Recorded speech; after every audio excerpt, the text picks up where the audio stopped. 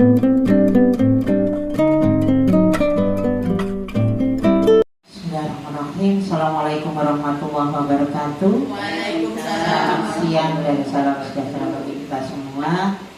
Alhamdulillah, kita bersyukur kehadirat Allah SWT, Bapak Ibu, karena kita masih diberikan limpahan sehat. Salawat serta salam semoga tetap terlimpah kepada baginda Rasulullah Muhammad SAW. Terima kasih undangan dari Ibu Ambar, kehadiran ibu-ibu semuanya dalam pertemuan ini, yaitu sosialisasi budaya positif yang akan dilakukan oleh Bu Ambar selaku calon guru penggerak angkatan 10. Semoga apa yang kita lakukan ini, apa yang kita pelajari hari ini mendapatkan berkah dan rahmat dari Allah SWT, sehingga kita paham dan bisa mengimplementasinya dalam pembelajaran di sekolah. Bapak Ibu sekalian, memang calon guru penggerak adalah tugasnya adalah berbagi dan berkolaborasi. Segala ilmu yang diterima paling tidak dibagikan, di-sharekan, dikolaborasikan dengan teman-teman sejawat di sekolah, agar apa yang diperoleh itu juga mengimbas kepada teman-teman di sekolah. Karena apa? Karena di sini calon guru penggerak ini belajar menjadi seorang pemimpin pembelajaran dan juga pemimpin sekolah.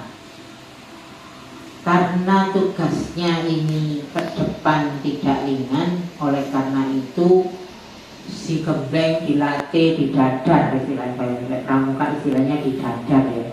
Didadar selama 6 bulan untuk mengikuti pelatihan calon guru penggerak. Ya, mudah-mudahan bisa mengikuti sampai akhir dan ada perubahan-perubahan perilaku yang lebih baik setelah mengikuti pelatihan selama 6 bulan tersebut. Jadi istilahnya itu adalah pelatihan. Jadi 6 bulan itu bukan ini betul lulus jadi guru penggerak. Nanti ada tes akhirnya.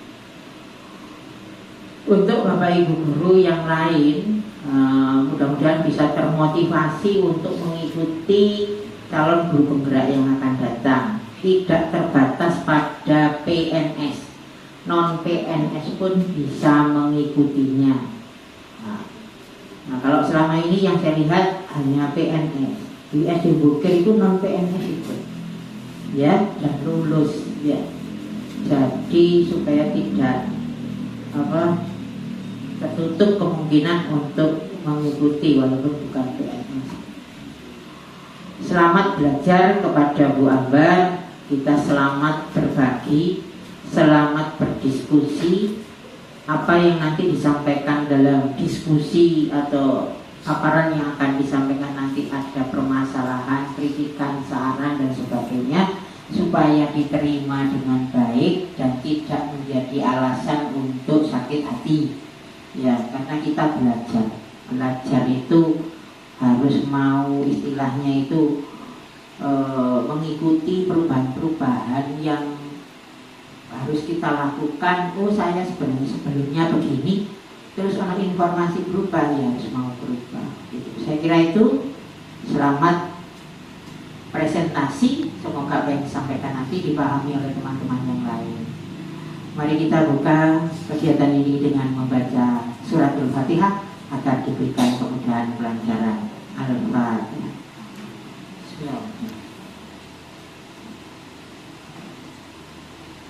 Demikian, terima kasih. Assalamualaikum warahmatullahi wabarakatuh. Waalaikumsalam warahmatullahi wabarakatuh.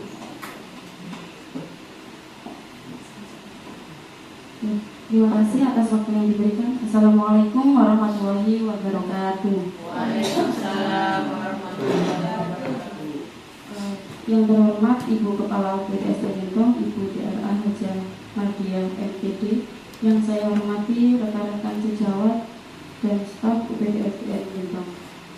Ngapunten Bapak Ibu, saya di sini tidak menggurui, hanya berbagi. Bukan praktik baik, berbagi apa yang sudah saya terima saat mengikuti program guru penggerak. Sebelum lanjut ke materi, ada sedikit pantun dari saya Semoga tentunya membuat tidak lemes, karena saya sendiri juga lemes, ngantuk soalnya. Jadi maksudnya seperti ini, pelaku-pelaku di pasar minggu, di pasar minggu tuku sepatu, senajan alam iki waktu turu, yang penting ayo bu,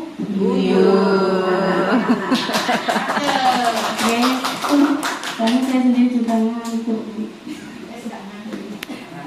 Untuk selanjutnya, sebelum ke materi, saya ingin bermain tebak gambar sama panjenengan semua.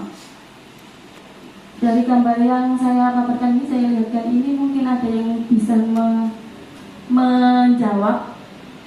Itu nanti hasilnya kayak tulisan.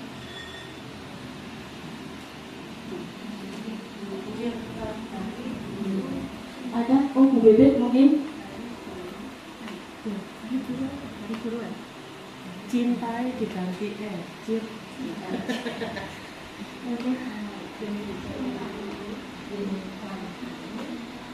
Kita tebak bersama ini biar meningkat waktu. Yang pertama itu kan gambarnya hati. Berarti hati. Kalau T-nya diganti R berarti menjadi hari. Yang tengah itu gambarnya Bapak Ibu semua, yaitu pendidik. Berarti hari pendidikan. Maksud saya ini. Selanjutnya gitu Bapak Ibu. Oke, hari ini saya akan memaparkan tentang konsep inti budaya positif. Sebelum ke selanjutnya, budaya positif apa sih yang ada di benak panjenengan tentang budaya positif itu? Mungkin Bu Lili bisa sedikit. Kebiasaan yang baik. Terima kasih. Ada lagi yang menambahkan? Budaya positif kalau menurut saya itu pembiasaan-pembiasaan yang dilakukan di sekolah kita, pembiasaan yang positif dan baik. Budaya-budaya yang kita terapkan pada anak didik kita. Budaya-budaya yang baik yang kita terapkan pada anak didik kita dan kita implementasikan di sekolah kita.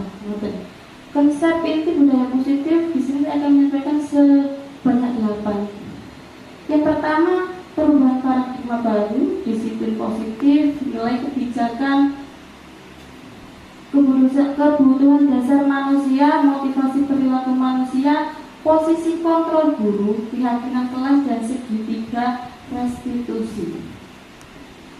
Materi yang pertama yaitu pembelajaran dengan paradigma baru. Pembelajaran dengan paradigma baru merupakan pembelajaran yang dirancang berdasarkan pembelajaran berdiferensiasi. Jadi ujung-ujungnya pembelajaran yang kita terapkan nanti itu harus apa Bu? Berdiferensiasi. Katanya Bupat kemarin berdiferensiasi itu berbeda. Jadi kita sebagai pendidik harus melakukan pembelajaran itu yang berpusat pada siswa. Jadi kita mampu mempelajari atau menyelami berbagai karakter yang ada pada peserta didik kita, sehingga kita mampu untuk memberikan strategi atau gaya belajar yang sesuai dengan yang mereka butuhkan. Seperti itu menurut saya. Dan nanti ujung-ujungnya juga harus apa? Sesuai dengan profil pelajar Pancasila. Ada 6 dimensi itu. Lanjut. Miskonsepsi tentang makna kontrol. Ilusi yang saya pelajari di sini adalah hal yang sepertinya ada, tapi tidak ada. Ilusi. Jadi seperti yang pertama, ilusi guru mengontrol murid. Ketika kita melakukan yang sesuai dengan kita, anak-anak kalau bisa jangan seperti ini. Itu kan biasa ya buat kita, karena sebagai seorang guru seperti itu. Tapi bagi murid seakan-akan itu membuat ilusi bahwa kita itu mengontrol murid. Padahal yang kita lakukan itu murid menyetujui tentang apa yang kita tawarkan tadi. Jadi seakan-akan ada, tapi tidak ada. Mimpi. Yang kedua yaitu ilusi bahwa kritik dan membuat rasa bersalah mampu menguatkan karakter. Tiga, ketiga, ilusi bahwa semua penguatan positif efektif dan bermanfaat. Yang terakhir, ilusi bahwa orang dewasa berhak memaksa. Jadi seakan-akan, kalau yang terakhir dia langsung, yang terakhir itu saat biasanya itu orang tua ke anak seringnya ya. Jadi seakan-akan itu kita melakukan hal yang sewajarnya sebagai orang tua, tetapi bagi anak-anak atau bagi sudut pandang yang lain itu, kita itu oh ayah-ayah wong gede, makanya seperti itu. Nah gitu. Kalau saya tangkap seperti itu adalah ilusi, miskonsepsi tentang makna kontrol.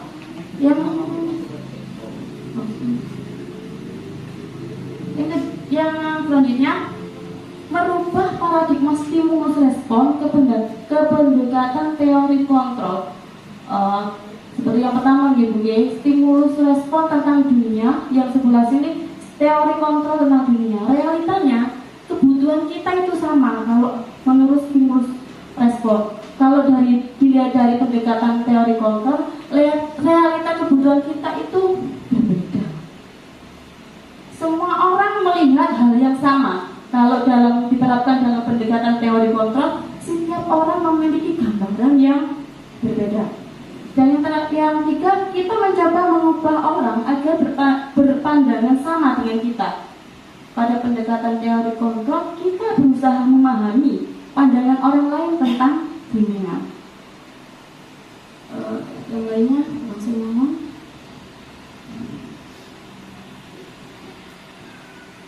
Kita menginjak ke disiplin positif nih.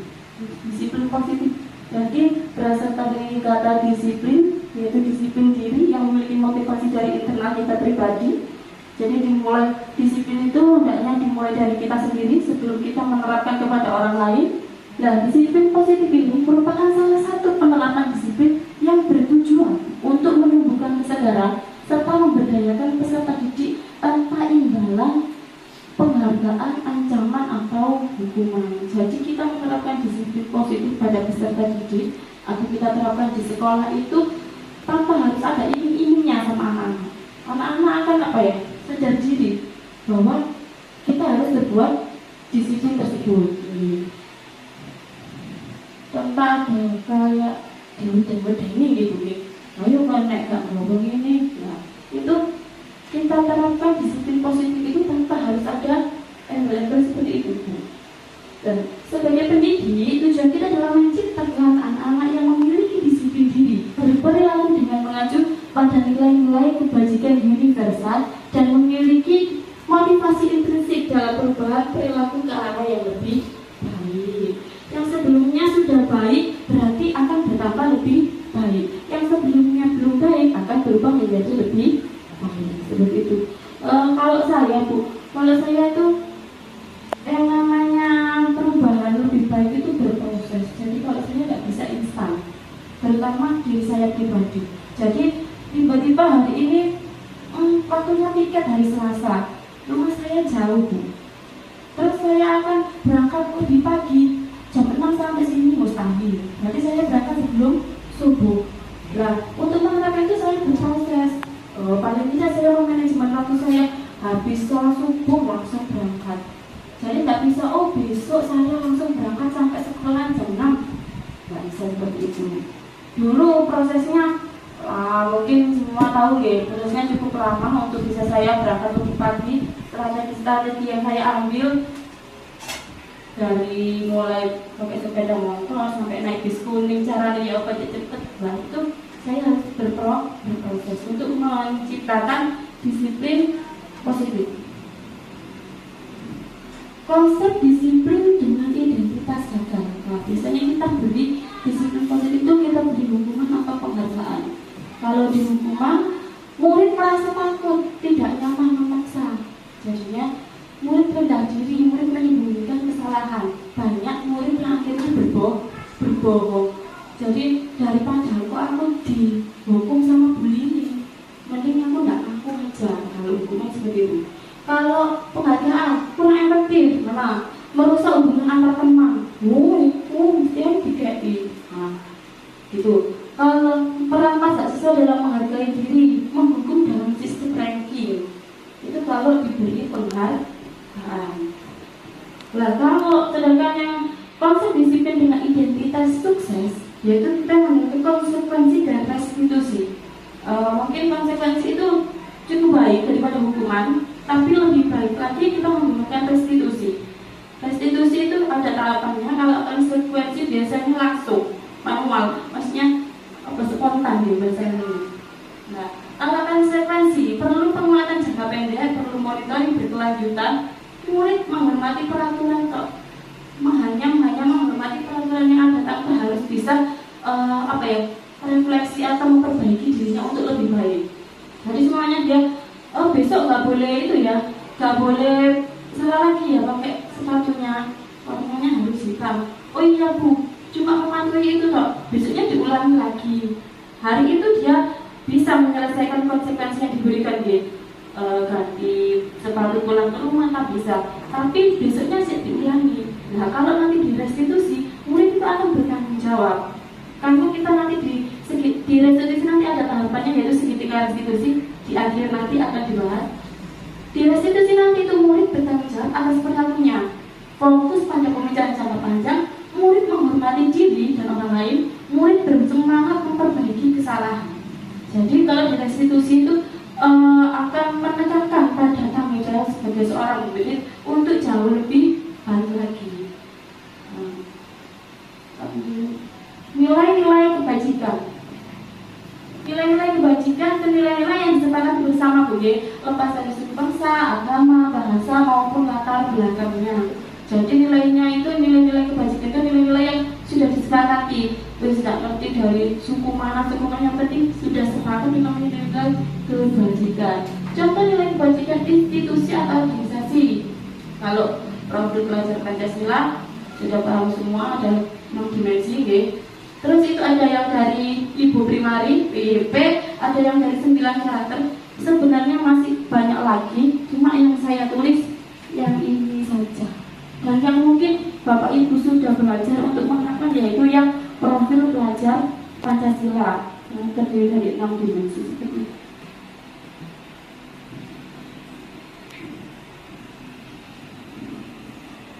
Kita lanjut ke 5 kebutuhan dasar manusia. Kalau ini menurut Dr. William Glasser gitu. Kalau menurut saya sendiri saya belum bisa. Namun satu yaitu bertahan hidup. Manusia pasti akan bertahan hidup. Yaitu kebutuhan fisiologis, kesehatan, rumah, sandang, pangan, itu nanti kebutuhan dasar yang pertama. Kebutuhan dasar yang kedua yaitu penguasaan, kebutuhan pengakuan atas kemampuan, keinginan untuk dianggap berharga, kekuatan untuk mencapai sesuatu, itu dalam kebutuhan penguasaan. 3. Kesenangan, kebutuhan untuk mencari kesenangan bermain dan tertawa. Ini pada anak-anak nomor 3 ini sangat dilakukan dulu. 4. Kebutuhan kasih sayang dan rasa diterima. Terakhir yaitu tentang kebutuhan kebebasan. Jadi anak-anak itu dengan kebutuhan yang tinggi akan memudahkan dia untuk memilih pilihan sesuai dengan keinginannya, sesuai dengan minat bakatnya, sesuai dengan kompetensi yang dimilikinya. Gitu. Materi selanjutnya yaitu motivasi perilaku manusia. Ada 3 motivasi perilaku manusia. Jadi motivasi dalam berperilaku manusia itu ada 3. Untuk menghindari ketidaknyamanan atau hukuman. Jadi manusia itu bertindak kadang ya biar untuk menghindari ketidaknyamanan atau hukuman tadi saya akan berbuat seperti ini. Nah, untuk nomor 2, untuk mendapatkan timbangan atau penghargaan dari orang lain. Aku tak melok lomba Bu Marcek senang. Nah, itu namanya untuk mendapatkan timbangan atau penghargaan dari orang lain. Yang ketiga, untuk menjadi orang yang mereka inginkan dan menghargai diri sendiri dengan nilai-nilai yang mereka percaya. Itu adalah motivasi-motivasi perilaku manusia. Sebelum kita bahas restitusi, ada berbagai cara dalam menyelesaikan permasalahan dengan murid ibu. Kita sebagai pendidik itu biasanya dan seringkali mendapatkan permasalahan di kelas maupun di sekolah. Kita melakukan berbagai cara ada yang memberi hukuman, ada yang memberi konsekuensi, ataupun melewati pendekatan restitusi. Perbedaannya yaitu kalau hukuman itu lebih ke negatif, Bu, lebih ke satu pihak. Nah, kalau konsekuensi lebih netral, dan restitusi itu lebih yang ke positif. Kalau hukuman biasanya gini, saya memberikan hukuman kepada murid saya, terus kamu besok pokoknya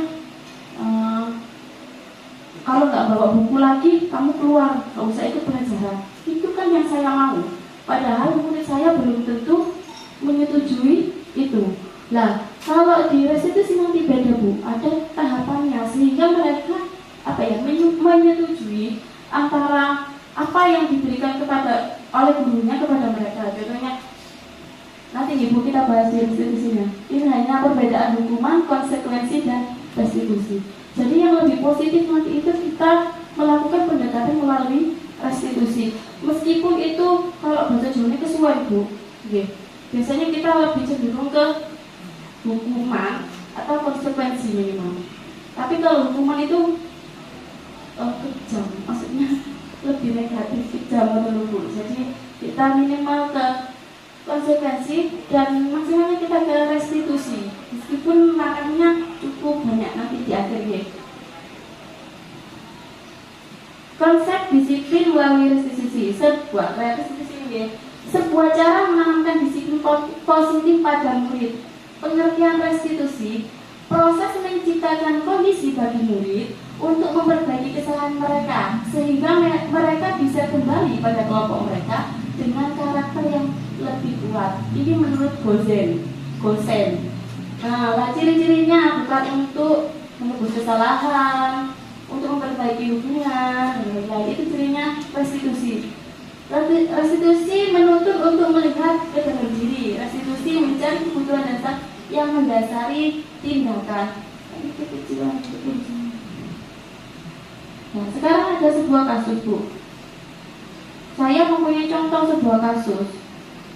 Siswa memakai sepatu dengan warna yang salah. Harusnya warna sepatunya itu hitam, tapi dia memakai sepatu olahraga dengan warna putih. Nah, kalau di hukuman, guru itu langsung marah, sehingga murid itu akan menjadi takut. Nah, belum diapa-apain, masih dipanggil tok. Wah, jelas sih ibu ini langsung ke hukuman ini. Dia merasa takut kalau tindakan kita memberi hukuman. Kalau ke konsekuensi, guru memberikan konsekuensi kepada murid untuk pulang ke rumah dan berganti sepatu dengan memberi waktu 10 menit. Nah, itu konsekuensi. Jadi dijalani, tapi tapi lebih ke lebih ke muridnya nggak takut. Kalau konsekuensi seperti itu. Nah, kalau restitusi, guru menanyakan keyakinan kelas, guru membantu siswa menyelesaikan masalah. Jadi kalau restitusi kita tanyai dulu apa alasannya, kenapa kok bisa salah. Nah, itu nanti kita melalui tahapan restitusi. Itu. Posisi kontrol guru. Untuk posisi kontrol guru itu ada 5. Yang pertama penghukum, pembuat orang merasa bersalah sebagai teman, monitor atau pemantau, dan sebagai manajer. Posisi yang paling baik adalah posisi sebagai manajer. Kalau penghukum seperti itu kita biasanya juga agak sering kalau menghukum ibu aja nih. Ya. Kalau membuat orang bersalah, ayo, apa iki mang? Yo Bu. Nah, itu membuat orang bersalah sebagai teman. Mana ini anak, mana itu, lah seperti itu. Itu teman. Monitor atau pemantau dia masih terus di sini, dia tidak bisa bergerak. Kabin mulai diikuti, ya mau mulai ke sana itu takut. Itu sebagai pemantau. Nah, yang posisi yang benar itu adalah sebagai manajer, di mana guru berbuat sesuatu bersama dengan murid, mempersilahkan murid mempertanggungjawabkan perilakunya, mendukung murid agar dapat menemukan solusi atas permasalahannya sendiri. Manajer, Bu, manajer itu biasanya kita banyak kita temui itu di pabrik-pabrik gitu. Manajer berarti sebagai pemimpin, manajemen anak buahnya kalau di pabrik. Itu biasanya manajer. Nah, di sini kita diharapkan untuk menjadi manajer dalam pembelajaran atau dalam di lingkungan sekolah.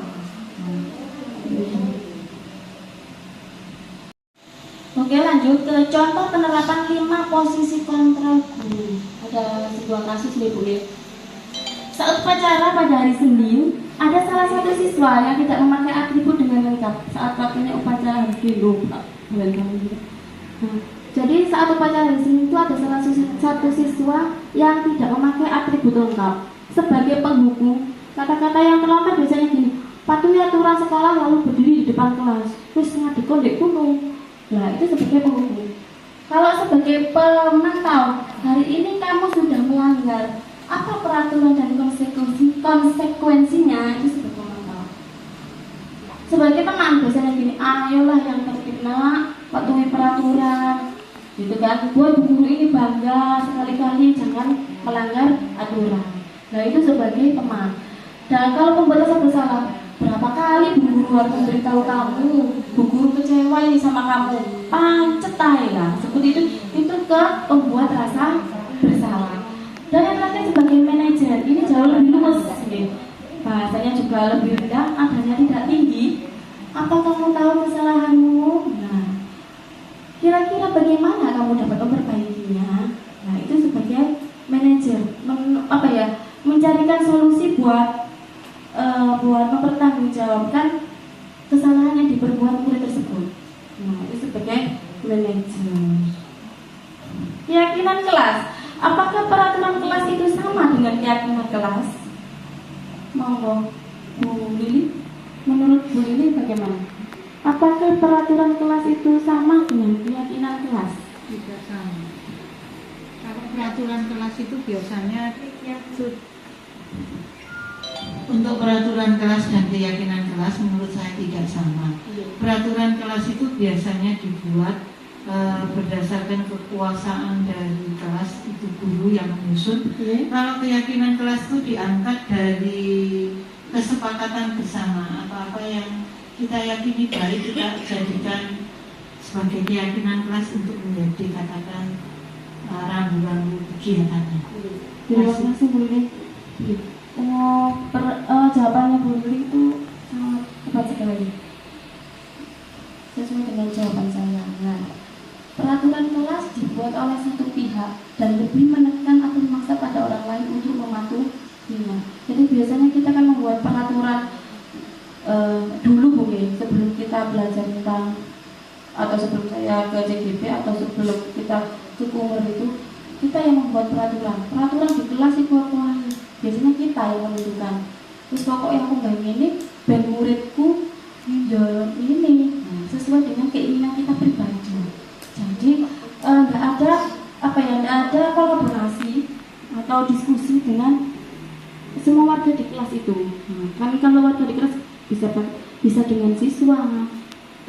Nah kalau keyakinan kelas itu ya benar boleh tadi dibuat secara bersama dengan disepakati secara bersama-sama dan dilaksanakan secara bersama-sama. Jadi intinya itu semua yang dilakukan itu secara bersama-sama.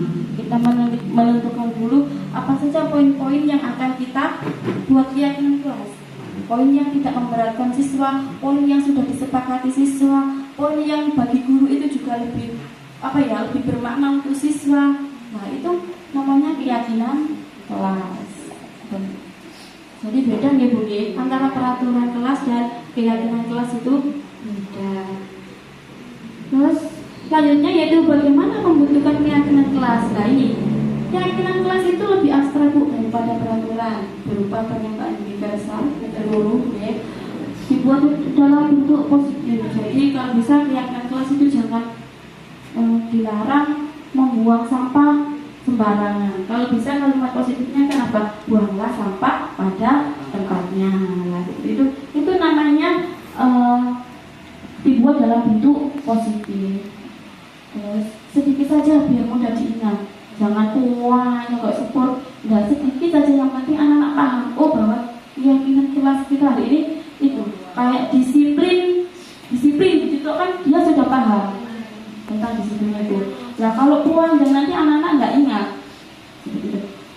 Dapat diterapkan di kelas itu pasti. Bersedia meninjau kembali keyakinan kelas dari waktu ke waktu, jadi bisa direvisi. Sepertinya keyakinan ini kayak tidak sesuai.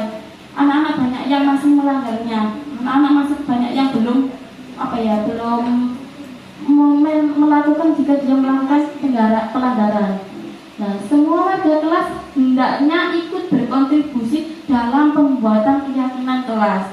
Jadi keyakinan kelas itu tidak boleh dibuat sama gurunya sendiri, tidak boleh dibuat dengan guru sama anggota atau struktur kelas, ketua kelas, sekretaris, itu nggak boleh. Seharusnya keyakinan kelas itu dibuat secara bersama, jadi atas kesepakatan bersama.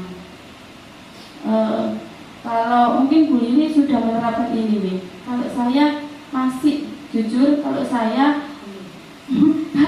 masih banyak yang atas ide-ide saya sendiri dulu, nanti anak-anak mengikuti. Jadi masih masih ke peraturan, belum keyakinan kelas yang sebenarnya menurut saya. Dan mungkin nanti diperbaiki di kemudian hari di tahun pelajaran baru ini. Segitiga restitusi. Segitiga restitusi adalah suatu proses dialog yang dijalankan oleh guru atau orang tua agar dapat menghasilkan murid yang mandiri dan bertanggung jawab. Jadi kalau di segitiga restitusi ada 3 tahapan, Bu. Yang pertama ini yang bahwa menstabilkan identitas, yang kedua validasi tindakan yang salah, dan yang ketiga menanyakan keyakinan. Menstabilkan identitas itu mengubah identitas anak dari orang yang gagal menjadi orang yang sukses. Jadi anak itu distabilkan dulu identitasnya, tanpa harus anak itu belum ditanyai sudah takut duluan. Itu namanya belum menstabilkan identitasnya. Yang kedua yaitu menanyakan alasannya kenapa kok melakukan kesalahan atau pelanggaran itu divalidasi tindakan. Yang ketiga yaitu menanyakan keyakinan kelas. Nah, di setiap kelas kan sudah melakukan atau sudah membuat keyakinan kelas, sehingga kita tanyakan kembali kepada mereka jika mereka melakukan kesalahan. Contohnya satu keyakinan kelas. Keyakinan kelas setiap hari Senin wajib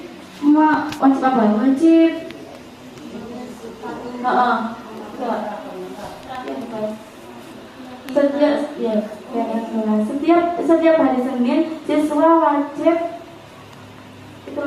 memakai, saya kan ada program Senin religi, belum saya itu kan setiap hari Senin anak wajib membawa kitab atau Al-Quran. Nah, tiba-tiba itu kan keyakinannya sudah kita sepakati bersama satu kelas, tiba-tiba ada yang melanggarnya. Nah, kalau dalam segitiga restitusi itu nanti harus melewati tahapan 3 ini. Sesuai Bu, gini. Nah, kita sebagai guru kadang nggak ngobrol Bu, terus sesuai nek salah gini langsung dijelek. Apa sih nak? Kita harus melewati tahapan-tahapan secara terperinci. Nah, sedangkan segitiga restitusi yang namanya segitiga berarti 3 nih Bu, ini harus terlampaui idealnya. Nah, saya sendiri juga belum, masih belajar. Terima kasih. Sebelum ke terima kasih, saya ada boten. Ini Bu, ada salah satu contoh. Kok Pak mau Bu? Boten. Nanti saya. Enggak.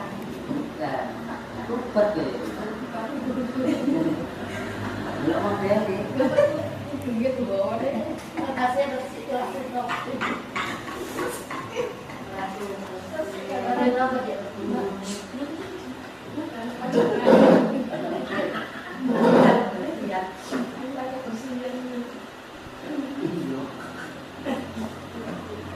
itu Mbak Pat versi kurus.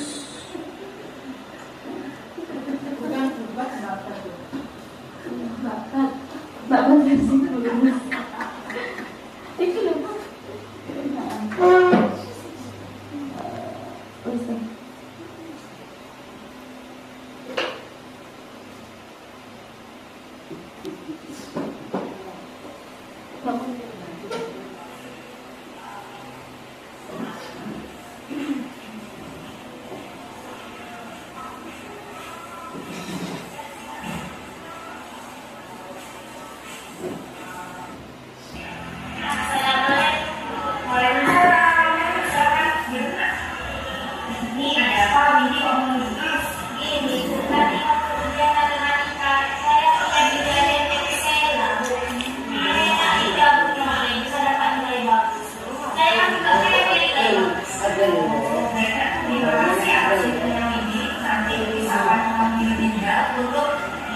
mengetahui penjelasannya.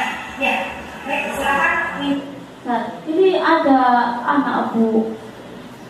Ini skenario ini itu waktu ulangan matematika, anak ini tuh mengetahui kalau ada temannya yang runtuh, sehingga dia laporan kepada gurunya. Ini.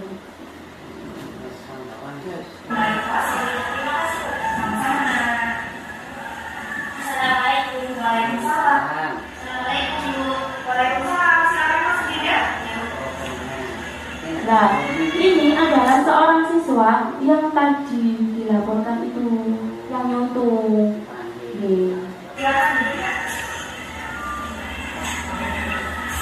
Ruangan pokok Bagaimana kabar Dinda hari ini? Alhamdulillah. Dinda apa paham mengapa Bukis memanggil Dinda sekarang ini? Tidak. Ya paham. Baik, dijelaskan ya. Tadi ada teman Dinda. Nah, ini adalah proses penstabilan ujian identitas. Dinda melihat jawaban teman Dinda. Benar. Benar. Itu artinya Dinda contek. Menurut Dinda, mencontek itu perbuatan baik atau tidak? Tidak baik. Ya, karena mencontek adalah perbuatan yang tidak baik, berarti mencontek itu adalah sebuah kesalahan. Wajar nak, semua orang pasti pernah melakukan kesalahan. Bukis juga pernah melakukan kesalahan, dan saat ini Dinda mencontek itu artinya Dinda melakukan kesalahan. Tapi Bukis tidak mau mencari siapa yang salah. Di sini Bukis ingin membantu Dinda mengatasi permasalahan yang Dinda alami, ya masalah mencontek tadi. Sekarang coba. Jadi dalam dalam menstabilkan identitas itu kita tidak langsung menjudge anak itu untuk kamu salah, kamu bersalah, tidak seperti itu. Jadi kita stabilkan dulu identitasnya biar mereka bisa apa ya? Kan kalau apa Mbak? Lanjut aja. Dia cerita, mengapa Dinda kok bisa mencontek? Tadi malam Dinda tidak belajar, padahal Dinda kan paham ya mau ujian hari ini. Mengapa Dinda kok tidak belajar? Main HP. Dinda masih ingat tidak? Dulu di kelas divalidasi tindakan tadi, kita menanyakan apa aja alasannya, kenapa dia kok bisa melakukan pelanggaran itu. Nah, terakhir kita menanyakan keyakinan kelas. Jadi ini adalah kata-katanya. Keyakinan kelas, masih ingat? Masih ingat. Apa salah satu keyakinan kita yang berhubungan dengan kejadian Dinda? Jujur. Menurut Dinda, jujur itu penting tidak? Penting. Nah, mencontek itu perbuatan jujur atau tidak? Tidak jujur. Nah, sekarang karena Dinda sudah paham mencontek itu tidak baik, tidak jujur, menurut Dinda apa yang harus Dinda lakukan agar tidak mencontek lagi? Belajar dengan sungguh-sungguh, mengerjakan dengan sebaik-baiknya, lalu dan berdoa kepada Allah. Ya, karena Dinda sudah paham apa yang harus Dinda lakukan, sudah paham benar kan? Nah, mulai kapan Dinda akan melakukan apa yang barusan Dinda sampaikan itu? Mulai hari ini. Ya, berarti mulai hari ini Dinda sudah siap melakukan perbaikan diri dan tidak mencontek lagi. Dinda akan berusaha menjadi anak yang lebih baik lagi. Tadi dengan cara apa? Ya, lalu ya, dan berdoa kepada Allah. Ya, semoga Dinda setelah hari ini berusaha memperbaiki diri, Dinda bisa menjadi anak yang lebih baik lagi, menjadi anak yang jujur, membanggakan orang tua, menjadi di tahap terakhir yaitu menanyakan keyakinan kelas yang sudah dibuat bersama dan disepakati bersama untuk dilakukan secara bersama-sama. Lalu guru memotivasi dan memberikan solusi kepada anak itu agar anak itu bisa berbuat lebih baik lagi dan memperbaiki kesalahan yang telah diperbuatnya. Nah, di ketika restitusi ini tahapan-tahapan itu harus terlampaui. Jadi mulai dari menstabilkan identitas, validasi tindakan, lalu selanjutnya menanyakan keyakinan. pemaparan saya mungkin sampai di sini. Bu Madia mungkin ada masukan, tanggapan, komen. Saudara aku dulu kan gitu.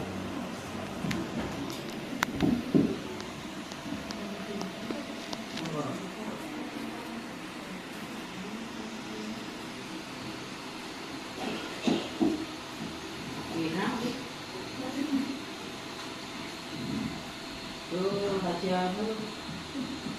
Monggo baca dulu.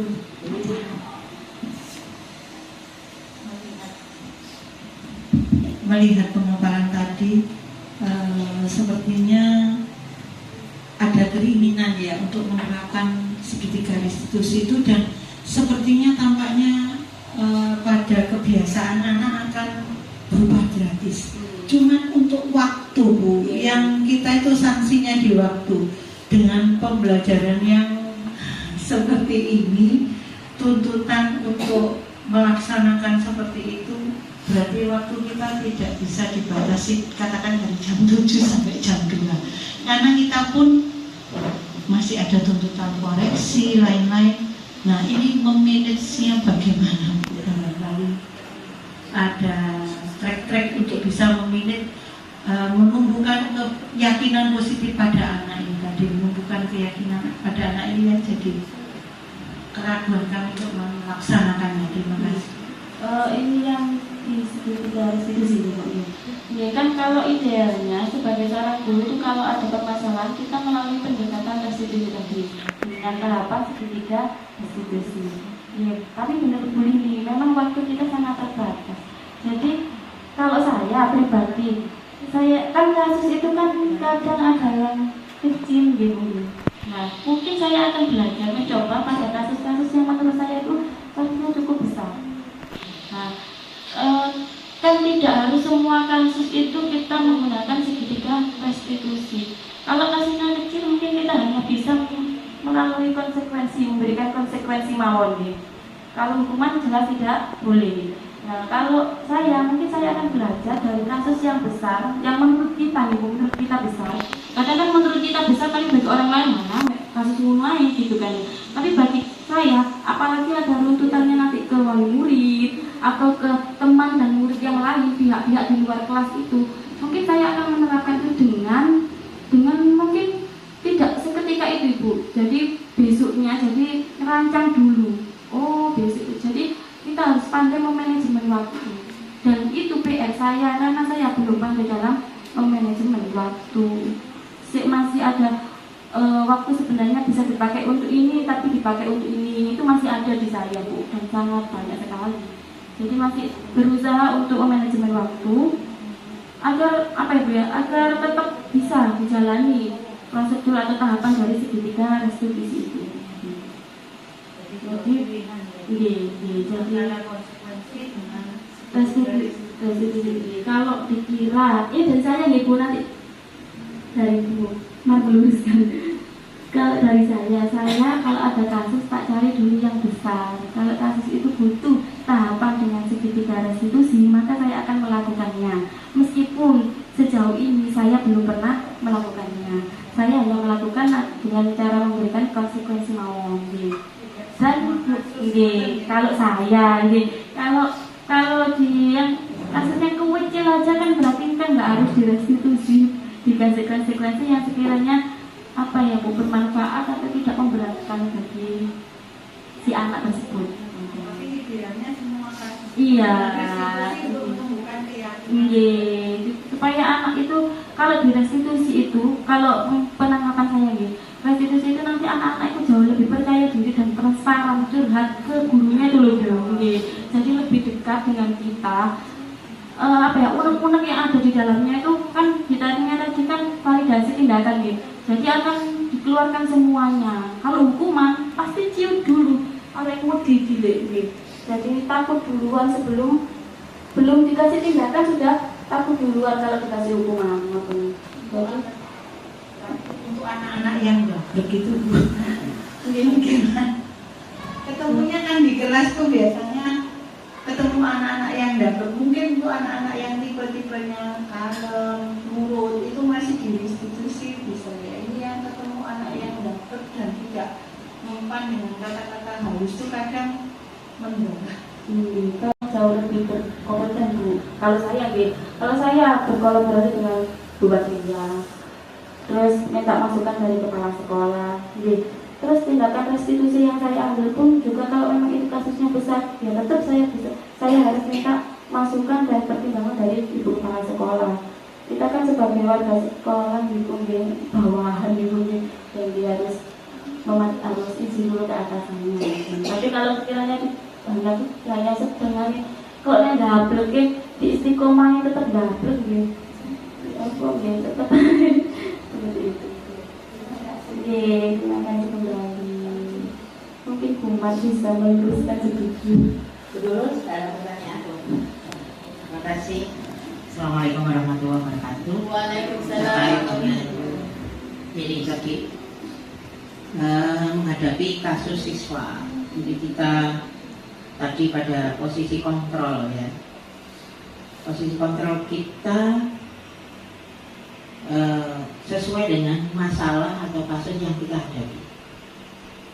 Tidak semua kasus kita hadapi dengan posisi kontrol manager. Begitu juga posisi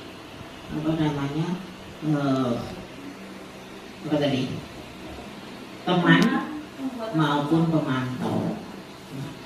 Kapan kita bersikap sebagai teman, kapan kita sebagai pemantau, dan kapan kita bersikap sebagai manajer. Jangan sampai salah menghadapi anak yang seperti yang disampaikan oleh Bu Lili tadi, menghadapi anak yang bandel dan sebagainya, kita bersikap seperti teman, lama menyebabkan anak menjadi kurang hormat. Jadi kan ada tipe guru-guru menempatkan, jadi guru itu tetap menempatkan posisi dia adalah orang yang dihormati dan disekali. Jangan sampai bersikap seperti teman, mari ngono ngrangkul-ngrangkul, mari ngono jenenge wis koyo guyon tanpa perbedaan posisi ya. Nah, ketika kita bersikap sebagai manajer itu menghadapi anak-anak yang bisa dibuat sistemnya seperti manajer itu artinya membangun kesadaran diri bagi siswa seperti yang dicontohkan di video tadi, bahwa kamu merasa bagaimana dengan peristiwa ini. Nah, apakah tindakanmu tadi benar apa salah? Dia menemukan sendiri kesalahannya dan tahu apa yang harus dilakukan, konsekuensi yang harus dilakukan bagaimana. Nah, itu menghadapi anak yang posisinya itu ke status kasusnya itu anak ini bisa diajak untuk, tapi belum tentu anak yang gablek itu tidak bisa diajak seperti itu. Kita berusaha menjadi manajer Bapak Ibu. Pada intinya kita berusaha menjadi posisi kita di manajer, artinya menggali permasalahan, menggali anak ini kesadaran posisi dirinya, menggali bagaimana anak ini menemukan kesalahannya dan menyadari bahwa salahnya itu harus diperbaiki dengan cara bagaimanapun. Nah, tapi memang butuh waktu. Dan itu kalau bisa menyentuh hatinya. Artinya apa? Kalau kamu melakukan ini, misalnya dia membuat keributan di kelas. Nah, menurut kamu tadi salah nggak perilakumu? Misalnya anak ini, nggak apa-apa Bu, saya sudah biasa begitu. Oh iya. Terus seandainya kamu melakukan ini, orang lain melakukan ini terhadapmu, bagaimana perasaanmu?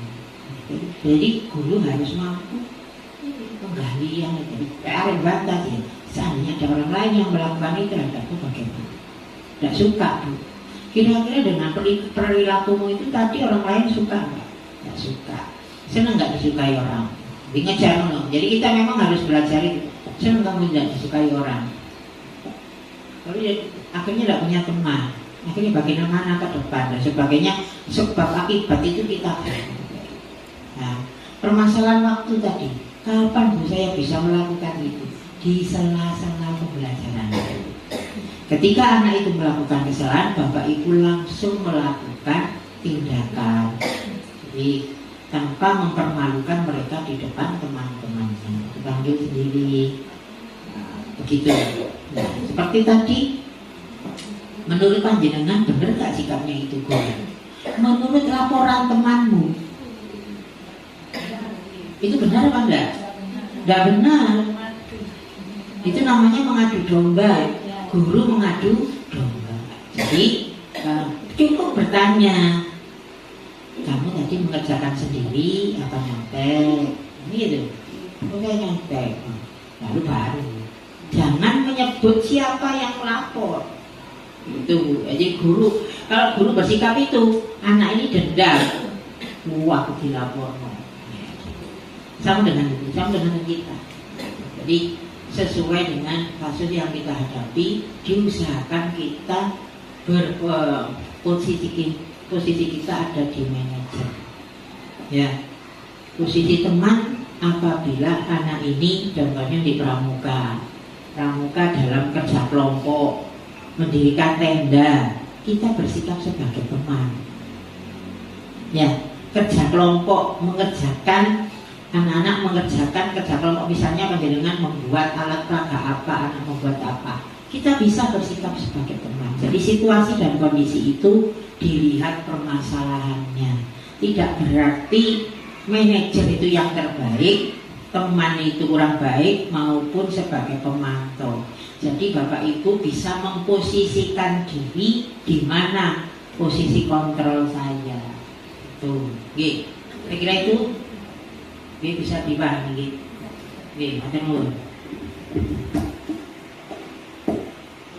Ambar, alhamdulillah ada peningkatan. Yang jelas ada peningkatan, ya luar biasa, bagus sekali. Tepuk tangan untuk Bu Ambar. Saya kira itu Bapak Ibu. Terima kasih. Monggo Bapak. Alhamdulillah. Terima kasih. Paparan dari saya cukup sekian. Terima kasih banyak atas kehadiran dan kerjasamanya. Saya akhiri. Wassalamualaikum warahmatullahi wabarakatuh. Waalaikumsalam.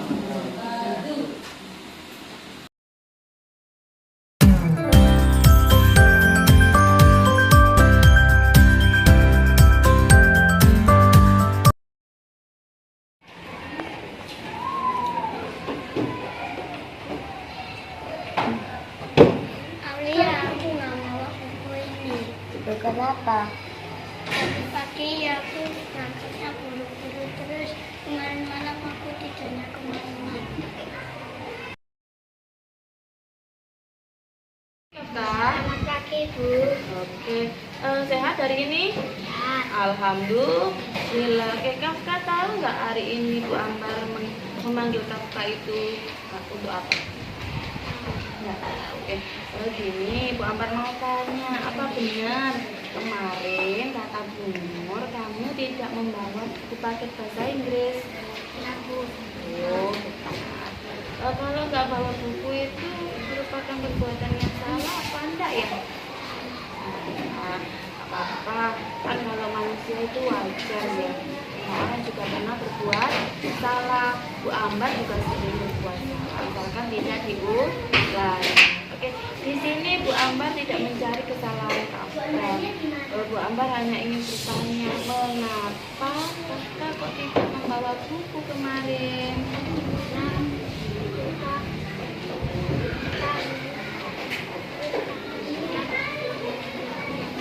Oh, seperti itu. Berarti kakak ingat nggak dulu kita pernah membuat kesepakatan kelas, keyakinan kelas. Apa salah satu keyakinan kelas yang berhubungan dengan kondisi kakak yang kemarin alami ini? Disiplin dan tanggung jawab, pinter. Setelah kejadian ini berarti apa yang harus dilakukan kakak untuk kedepannya?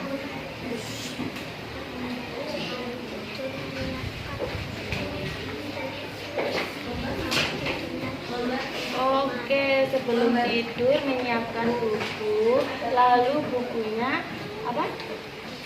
dicek kembali agar agar tidak ketinggalan. Oke, mulai kapan kakak akan melakukan ini?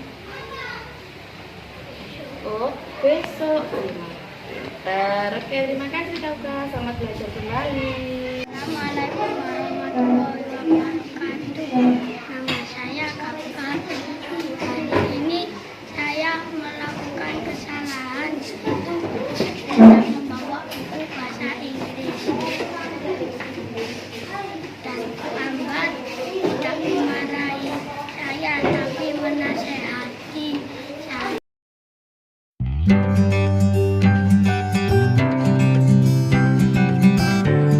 Dari Opi. Oh itu ada nyamuk ini, saya nggak nyari mana ada nyamuk. Maaf saya lain kali.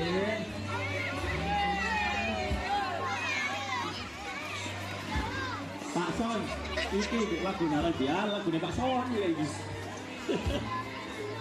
Apa nak? Ya, tunggu hari raya. Ya, harus hari raya.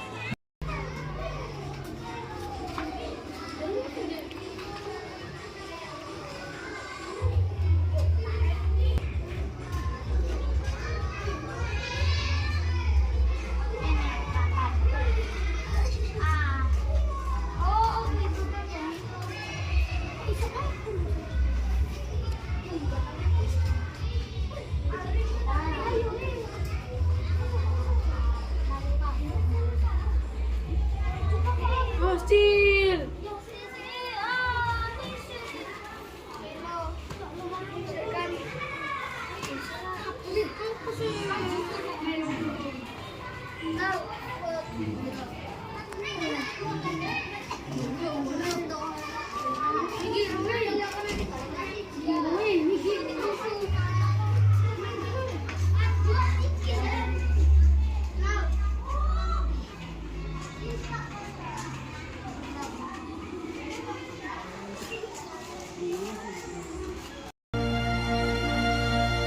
Tanah airku tidak kulupakan, kan terkenang selama hidupku. Biarpun saya pergi jauh, tidak akan hilang dari kalbu.